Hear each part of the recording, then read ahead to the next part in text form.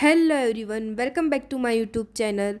સો આજે મારી મેસમાં ખાવાનું બિલકુલ બી સારું નહોતું, તો મેં વિચાર્યું કે ચલો હું હોસ્ટેલમાં જ મારા રૂમમાં ફ્રેન્કી બનાવી દઉં. તો મેં સૌથી પહેલાં એક પેનમાં લીધું થોડું પનીર, એના અંદર મેં નાખ્યું થોડું દહીં અને પછી ચાટ મસાલો અને મરચું મને બહુ જ ઓછું ભાવે છે, એટલે મેં ચાટ મસાલો વધારે નાખ્યો.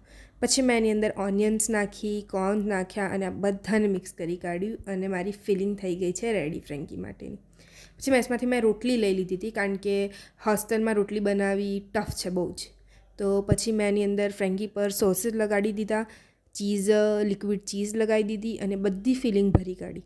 અને આ મારી ફ્રેન્કી બસ હવે 5 મિનિટમાં તૈયાર થઈ જશે. આવું હું હોસ્ટેલમાં મોસ્ટલી બનાવતી રહું છું, કારણ કે રોજ મેસનું ખાવું બહુ જ ટફ છે. એટલે આ તમે જોઈ શકો છો કેટલી સરસ ફ્રેન્કી બની છે અને બહુ મસ્ત હતી. તમે પણ તમારી હોસ્ટેલમાં ટ્રાય કરી શકો છો. Thank you.